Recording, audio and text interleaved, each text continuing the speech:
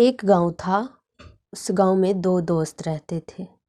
दोनों बहुत गरीब थे, बहुत गरीब। बेचारे दोनों कपड़े बेचने का काम करते थे। अपना कपड़े बेचते और अपना पेट पाल करते थे। ऐसे ही कुछ दिन वो लोग अपना कपड़े बेचते थे और अपना समय व्यतीत करते थे। बेचते बेचते एक दिन वो लोग कपड़े बेच के जब घर जा रहे थे तो उन्हें रास्ते में एक खूब बूढ़ा आदमी मिला, ठंड से कांपता हुआ। और तो उसमें से एक दोस्त बोला, जो दोस्त देखो वो बूढ़ा आदमी कितना ठंड से कांप रहा है, चलो हम उसकी मदद करते हैं। तो दूसरा दोस्त बोला ठीक है चलो। तो दोनों दोस्त गए और जाके बूढ़े को दूसरे दोस्त ने जल्दी से कंबल उड़ा दिया। तो वो बूढ़ा व्यक्ति बहुत खुश हुआ और उसे बहुत सारा आशीर्वाद देने लग गया। आशीर्वाद देते देते दूसरा दोस्त, जिसे किसी चीज़ पर विश्वास नहीं रहता था, वो बोला, बाबा अगर आप कुछ नहीं दे सकते तो झूठी तसल्ली कम से कम मत दीजिए। तो बूढ़ा बोला, नहीं बेटा, मैं तसल्ली नहीं दे रहा हूँ, मैं सच कह रहा हूँ।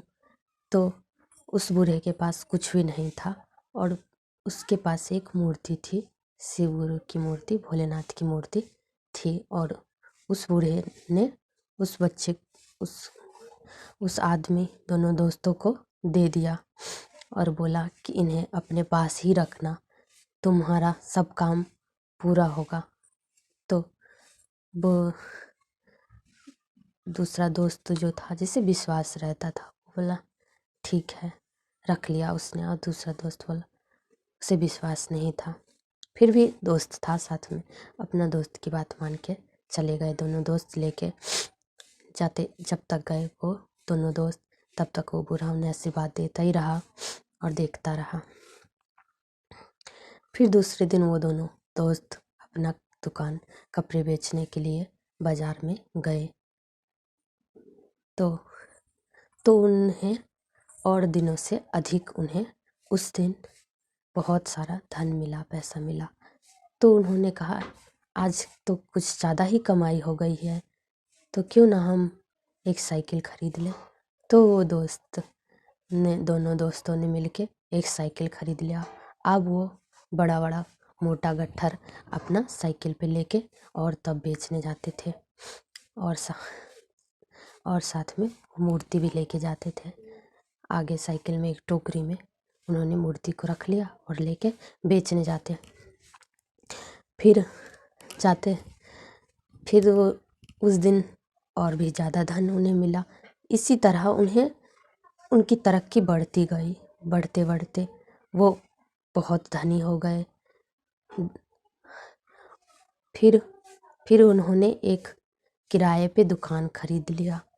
कुछ दिन के बाद फिर उस किराए की दुकान में उन्होंने उस मूर्ति को लगा दिया और वहाँ पे अपना दुकान चलाने लगे। चलाते चलाते उनकी तरक्की और भी ज़्यादा, तरक्की का कोई ठिकाना नहीं, तरक्की बढ़ती ही जा रही थी। फिर उन्होंने अपना एक दुकान खरीद लिया। ऐसे ही करते उनके पास 3-4 दुकानें, मतलब बहुत सारा धन हो गया, बहुत पैसा हो गया।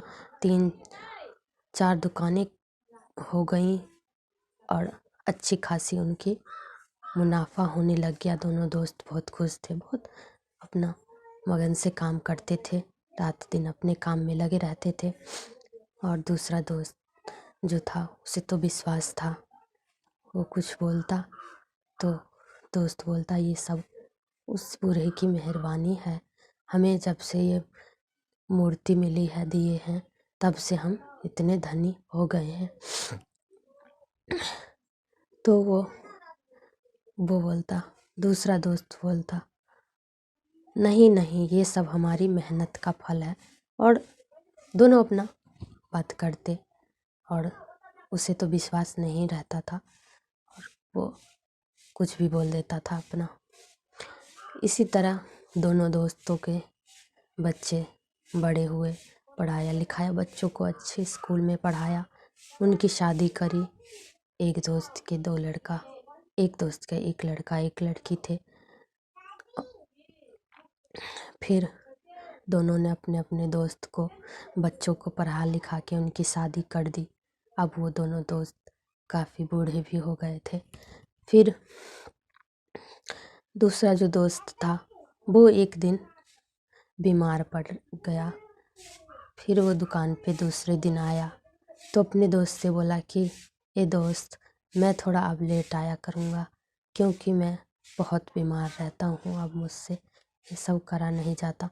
तो दूसरा दोस्त बोला, ठीक है दोस्त, तुम लेट ही आना सही, मगर आना, तुम नहीं आते हो तो हमें अच्छा नहीं लगता है, तो नहीं तो तुम आते रहना।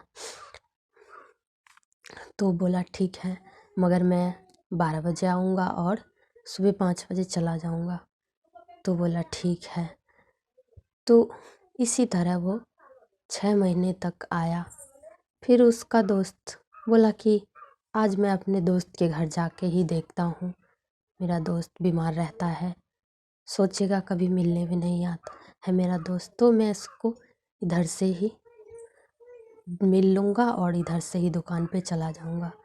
तो वो अपना गया दोस्त के घर मिलने दोस्त से। तो उसके बेटे सब थे। तो उसने अपने दोस्त के बेटे से बोला, बेटा पिताजी कहाँ हैं? तो दोस्त के बेटे ने बोला कि अंकल, ये आप क्या बोल रहे हैं? तो उतने में उसकी दोस्त की पत्नी निकल के आई। तो उसने बोला दोस्त की पत्नी से, भाभी मेरा दोस्त कहाँ है? तो दोस्त की पत्नी खूब गुस्से में आग बबूला होके और रोने लगी और बोली, जो भाई साहब आप ये क्या मजाक कर रहे हैं? फिर उसने सबकी बात काटते हुए वो सीधा डायरेक्ट अपने दोस्त के कमरे में चला गया और जाके उसने क्या देखा, मानो कि उसके ज़मीन से पैर से ज़मीन खिसक गया। वो देखता ही रह गया अपने दोस्त की फ़ोटो को।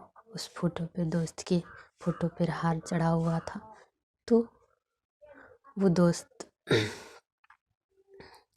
वहीं पर गिर गया और रोने लग गया।